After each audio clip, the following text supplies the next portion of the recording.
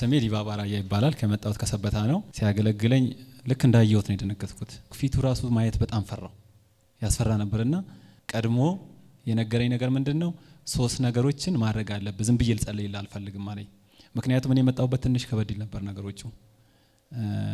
አንደኛ ቤተሰባችን አጠቃላይ ሙሉ ቤተሰባችን ስንታመም ነበር፣ ሰራተኛን ጨምሮ ባለቤቴ፣ ልጆቼ 3 ልጆች አሉኝ። ሁላችንም በአንድ ቀን ሐኪም ቤት የገባንበት ሁኔታ ነበርና በጣም ደንግጬ ስለነበረ አጋንንት ጓቱን ሰብስቦ መሰለኝ ቤታችን የገባው። ቴሌቪዥን መንፈሳዊ ነገር እንኳን እንዳንከታተል አንድም የቴሌቪዥን ጣቢያ መንፈሳዊ ነገር ጠፋ። አጋጣሚ ሆኖ መንፈሳዊ ነገር ቴሌቪዥን ስንፈልግ ሪቪልድ ቲቪ ብቻ ነበር ያለው እና አይተን ወደዚህ መጣን። የዛን ቀን እንዳየሁት ይሄ ነገሮች መሆን ያለበት ዝም ብዬ ተራ ጸሎት እንድጸልይ አልፈልግም፣ ይሄ ነገሮች መሆን አለባቸው፣ ራስን አዘጋጅ ምናምን አለኝ። እሺ አልኩኝ። ከተጸለየለ በኋላ ደግሞ ማድረግ ያለብህ ነገሮች አሉ ተባለ፣ ተነገረኝ። እሺ አልኩኝ። የምር ደግሞ በጣም ስርጭት ስለነበረ ራሴን አዘጋጅቼ ነው የመጣሁት። ከዛን ሲተነበይ የነበረው ከመጸለዩ በፊት ሲተነበይልኝ የነበረው ምክር ይመስላል፣ ግን ነገሮቹ በጣም ውስጤ የነበሩና ሲሰቃይበት የነበሩ። የመንግስት ሰራተኛ ነበርኩኝ። ዝም ብዬ ከመሬት ተነስቼ መንግስት ስራው አስጠልቶኝ ወደ ቤት ገብቻለሁ። ንግድ ነበረ፣ ንግዶቹ ሁሉ ተሳስሮ ቆመዋል። መሬቶች ነበሩ፣ መሬቶቹ እንዳሉ ባልታወቀ ምክንያት በቃ ቆሞ ነበርና ስርዓት ውስጥ ነበርኩኝ ስመጣ ማለት ነው። እና በተለያየ ጊዜ ይጸለይልኛል፣ ቸርች ሄዳለሁ፣ ይጸለይልኛል፣ ቸርች ሄዳለሁ። ከዛ በኋላ ወደዛው ነው ተመልሶ እና ነገሮች ከበድ ብሎብኝ ነበር የመጣውና ምን አሰብኩኝ? ዝም ብዬ ተነስቼ ኢሚግሬሽን ፕሮሰስ አድርጌ ወደ ውጪ መሄድ ያለኝ የተወሰነ ነገር ሽጬ ወደ ቤት። ከዛን የእግዚአብሔር ሰው ይለኛል፣ በቃ እልም ብለህ ጠፋ አስባለህ አይደለ አለኝ። ደነገጥኩኝ። ምክንያቱም እኔ ወደ ውጪ እንደሚሄድ ለማንም አልነገርኩም። ከባለቤቴ ውጪ ማንም አያውቅም። በነገራችን ላይ የሆነ ደላላ ጋር ደውለናል። ከሱ ውጪ እኔ ወደ ውጪ ለመሄድ ምንም የሚታወቅ ነገር የለም። ከዛ እንደነገጥኩኝ እንደዚህ አትሄድም፣ እስር ቤት ያለ ሰው ቦታ ቢቀይርም ያው እስረኛ ነው አለኝ። ተጸለየልኝ፣ አጋንንት ከውስጥ የወጣ። በትዳሬ ደስተኛ አልነበርኩም።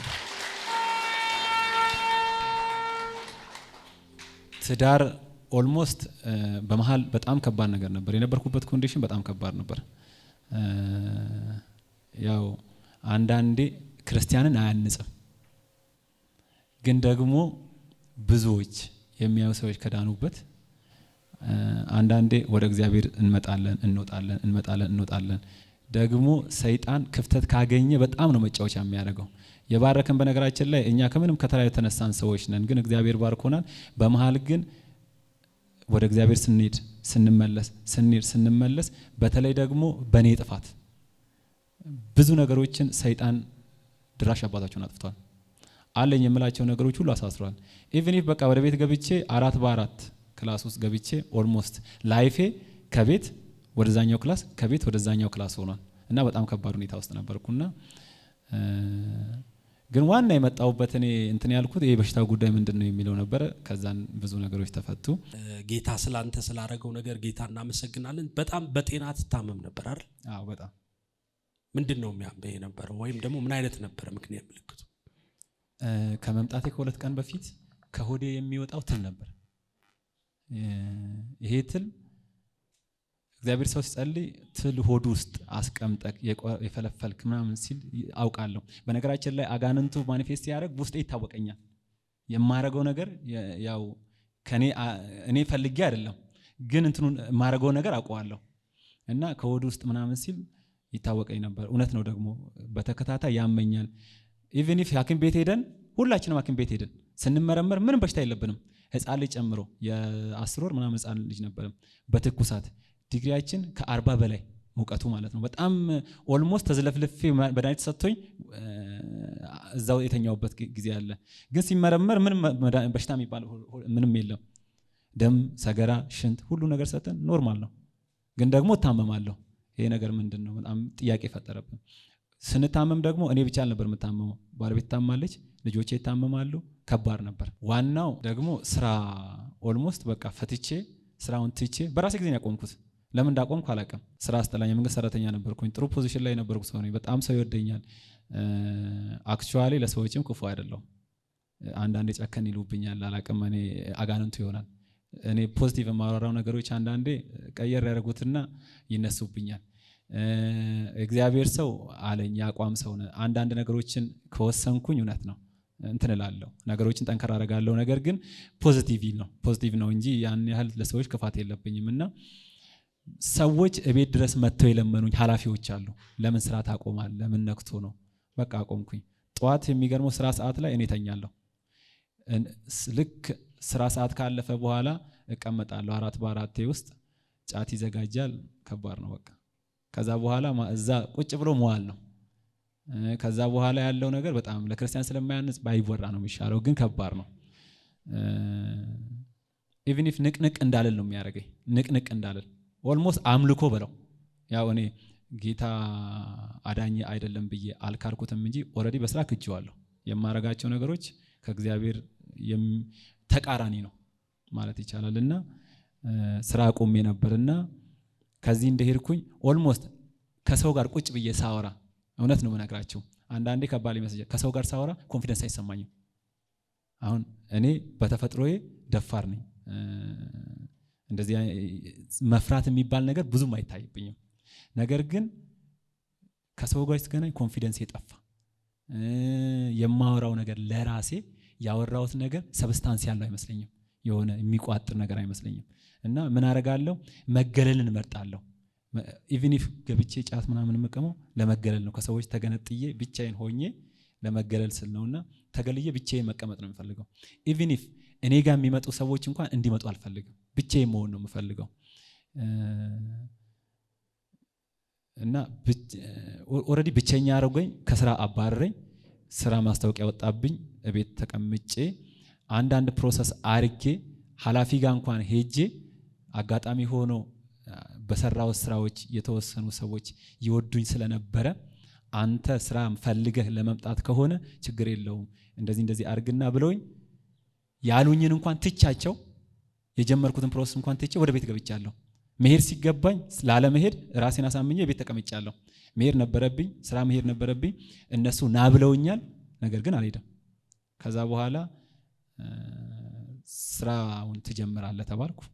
እንደውም የመንግስት መስሪያ ቤት ላይ ትሾማለህ ተባልኩ። ቀጥታ ይሄንን ቃል እንደሰማው በማግስቱ ሆነ ሄጄ የመንግስት መስሪያ ቤት ኃላፊዎቹ ጋር ሄድኩና ኃላፊው ይደውልልሃል ነው የተባልኩት። ኃላፊዎቹ ጋር ሄድኩና ስራ መጀመር ፈልጋለሁ አልኩኝ። እንዴ አንተ ፈልገህ ነው እንዴ? ናግባታ ችግር የለውም እናመቻችላለን ቦታ ፕሮሚስ ተገብቶልኝ ነገሮቹ አልጋ ባልጋ ናቸው። ኦልሬዲ ያለቀ ነገር ነው ማለት ይቻላል። ታይባረክ። ይሄንን ላረገ ጌታ እስቲ ከዚህ በላይ እልልታ ጭብጨባ። ከተጸልየልህ በኋላ አሁን እንዴት ነው ፊዚካል? እኔ አውቀዋለሁ። ቅዳሜ ዕለት ነበር የነበረው።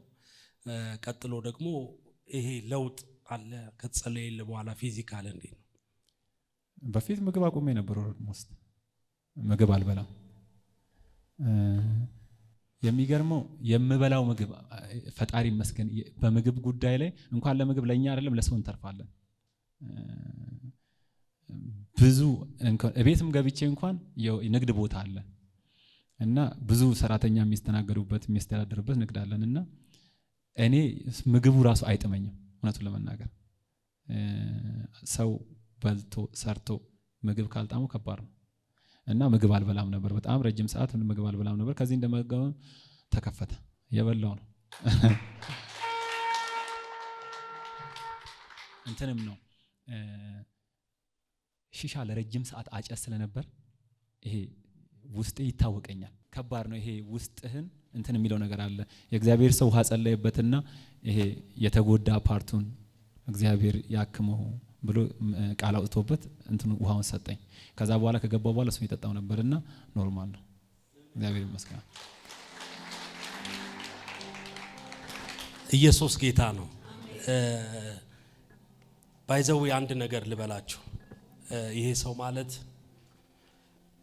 ምናልባት በጊዜው ቢጠራ ቤት ማይል ነበር፣ ወይም ደግሞ ያው በመንግስት ቤት ውስጥ ያው ሲታለፍ እጃችሁ ላይ ስልጣን የሆነች ነገር ሲትኖር አጀባውም አለ።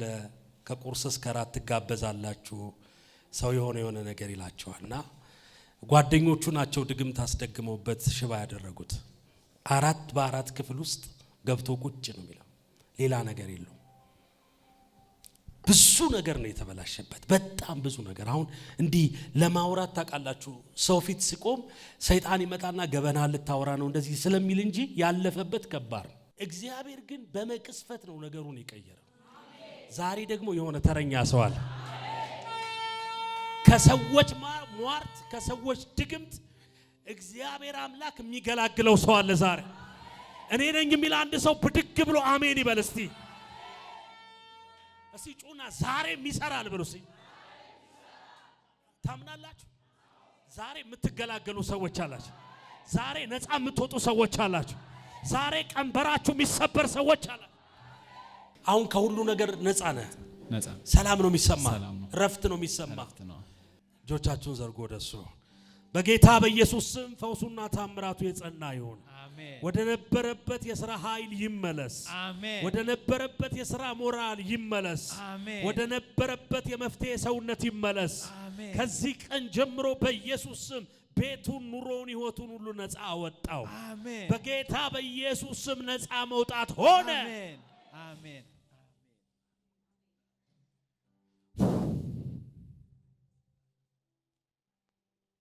እጁ ላይ ታምራት ሲገባ ያለው፣ እጁ ላይ ድል ሲገባ ያለው፣